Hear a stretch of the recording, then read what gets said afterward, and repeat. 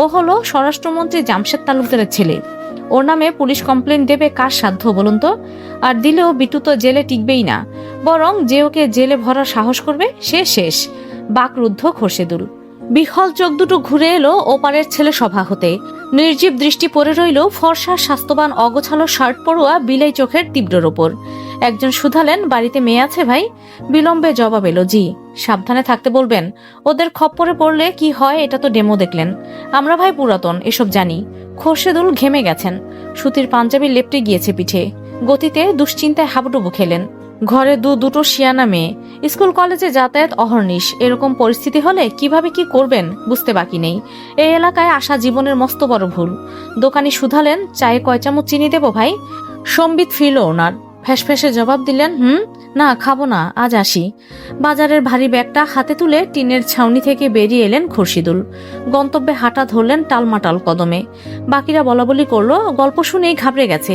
দেখলে না জানি ক ঘন্টা অজ্ঞান থাকতো। কড়াইয়ে মুরগির মাংসের মধ্যে দুধ ঢাললেন সালমা বেগম।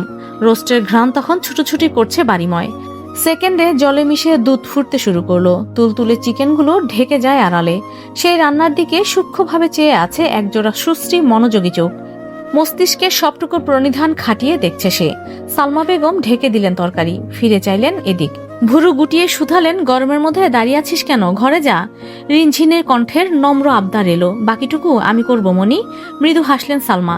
তুষ্ট চোখে দেখলেন সম্মুখের মেয়েটিকে। কাটা কম্পাস দিয়ে অঙ্কিত নিখুঁত গোলাকার মুখটা যখনই দেখেন ভেতরটা লুটিয়ে আসে হিমে। পুষ্পিতা, নামের মতন স্নিগ্ধ হুবহু।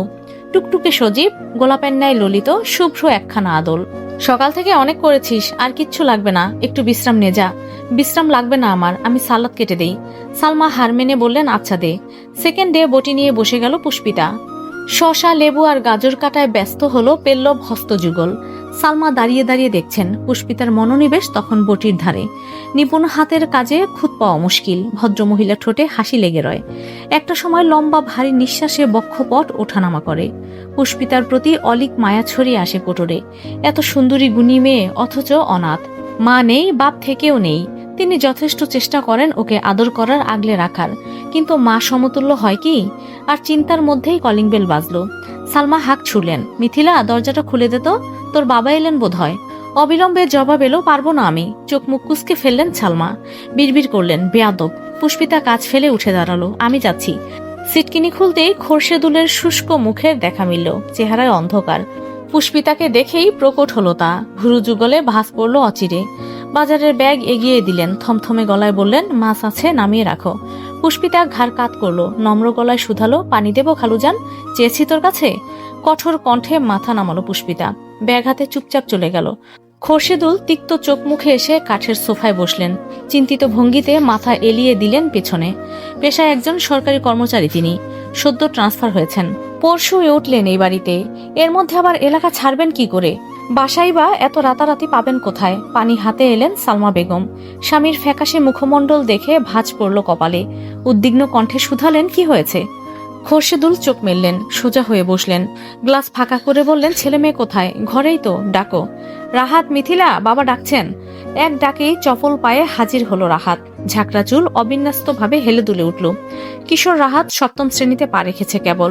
আত্মীয় স্বজনের কাছে গোল্টু নামে পরিচিত সে। একেবারে গাল টিপে চুমু খেয়ে দেওয়ার মতো কিউট। অথচ মিথিলার চেহারায় বিরক্তি। এই হুটহাট ডাকাডাকি তার চূড়ান্ত অপছন্দের। এসে দাঁড়াতেই দুজনকে একবার দেখলেন খোরশেদুল। বললেন, বসো। রাহাত মায়ের কোল ঘেঁষে বসলেও মিথিলা বসলো বাবার মুখোমুখি। একটু আধটু অনুচিন্তক জেকে বসলো মাথায়। বাবা কি কিছু জেনে ফেললো? খোরশেদুল স্ত্রীর দিকে চেয়ে বললেন, পুষ্পিতাকে ডাকো। ডাক শুনেই ঝড়ের বেগে উপস্থিত হলো সে। বাজার গোছানো ময়লা হাতটা ওনায় মুছতে মুছতে বসার ঘরের এক কোনায় দাঁড়ালো। সবার উৎসুক চাহনির মধ্যেই সালমা প্রশ্ন ছুড়লেন, কিছু হয়েছে? খোরশেদুল দীর্ঘশ্বাস ফেললেন। উত্তরে মিথিলার দিকে চেয়ে বললেন, তুমি বলেছিলে এই এলাকাটা ভালো, মেইন রোড পাশে যাতায়াতের সুবিধা। আমিও সবকিছু দেখে পছন্দ করেছিলাম, কিন্তু এলাকা উন্নত হলেও এখানকার মানুষগুলো একদমই ভালো নয়। ভালো মতো খোঁজ না নিয়ে ডিরেক্ট এখানে শিফট হওয়া চরম ভুল হয়ে গেছে। মিথিলা উসখুস ভঙ্গিতে শুধালো, কেন বাবা? বাসাটা তো খুব সুন্দর। তিনি বললেন, বাসার কথা বলছি না, পাড়ার কথা বললাম। এই পাড়ায় কিছু অভদ্র ছেলেপেলের আনাগোনা আছে। বলা যায় একটা পাওয়ারফুল গ্যাং, মাস্তানি করে বেড়ায় সারাদিন। খোলামেলা গুন্ডামি চলে। বিট্টু মাস্তান নামে এক ছেলে সেই গুন্ডা দলের লিডার।